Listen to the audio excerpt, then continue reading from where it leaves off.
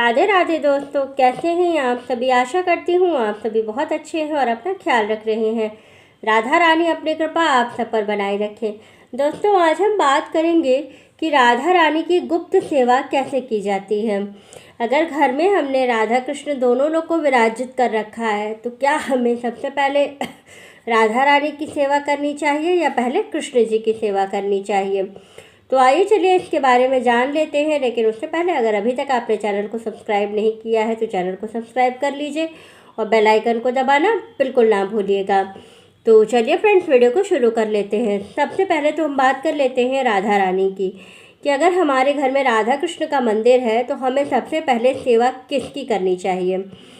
पहले राधा रानी की सेवा करनी चाहिए या पहले कृष्ण जी की सेवा करनी चाहिए। तो देखिए, अगर आपने राधा कृष्ण दोनों लोग को स्थापित कर रखा है तो सबसे पहले आपको राधा रानी की सेवा करनी चाहिए। सबसे पहले भाव रूप से आपको राधा रानी को जगाना है। उसके बाद उनको दातून, उनके पास 2 दातून आप रख दीजिए, 2 में से कोई भी रख सकते हैं। नीम की दातून या तुलसी की दातून रख दीजिए वहाँ पर।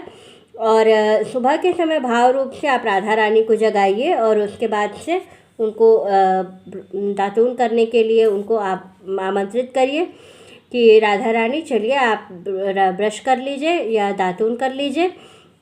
इसके बाद उनको आप स्नान इत्यादि करा करके मीठे दूध का या दूध से बनी हुई कोई भी मीठे का भोग आप लगा सकते हैं। उसके बाद उनका पूरा श्रृंगार आपको करना है, जैसे आप प्रतिदिन का श्रृंगार करते हैं उस तरह से आपको उनका प्रतिदिन का श्रृंगार करना है। उसके बाद उनको भोग लगा करके उनको स्थापित कर देना है उनके स्थान पर।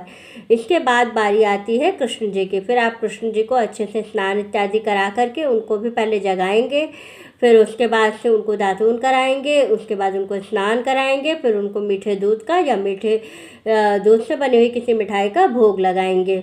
इसके बाद आप क्या करेंगे, इतना करने के बाद दोनों लोग को उनके स्थान पर स्थापित करके उनको आपको जो है उनके सामने दीपक लगा करके उनको बैठा देना है।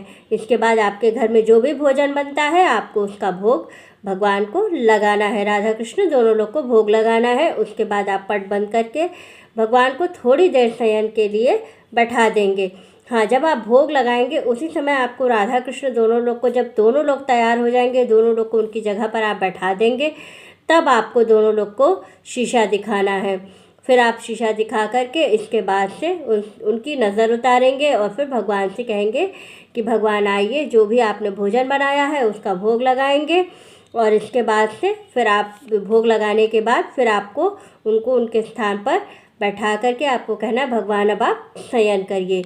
इतना करने के बाद आपको उनको शयन के लिए 4 बजे तक के लिए मंदिर बंद कर देना है। फिर 4 बजे पुनः आपको भोग लगाना है, उनकी सेवा करनी है और उसके बाद से रात्रि शयन कराना है। तो इतना मेन जो देखिए, राधा रानी की सेवा करके नहीं दिखाया जाता है क्योंकि ये गुप्त सेवा है। राधा रानी की सेवा जो भी होती है वो गुप्त सेवा होती है, वो दिखाया नहीं जाता है कि हम करके आपको दिखा सकते हैं। हाँ, बता सकते हैं, ये हमने आपको बताया है कि इस तरह से आप राधा रानी की सेवा कर सकते हैं। तो ऐसे ही आपको प्रतिदिन राधा कृष्ण की सेवा करनी है। अगर आपने घर में राधा और कृष्ण दोनों लोग को स्थापित कर रखा है तो आपको प्रतिदिन की सेवा ऐसे ही करनी है, तभी आपको आपके पूजा का पूर्ण फल प्राप्त होगा। वीडियो अच्छी लगे तो लाइक और सब्सक्राइब ज़रूर कीजिएगा। राधे राधे दोस्तों।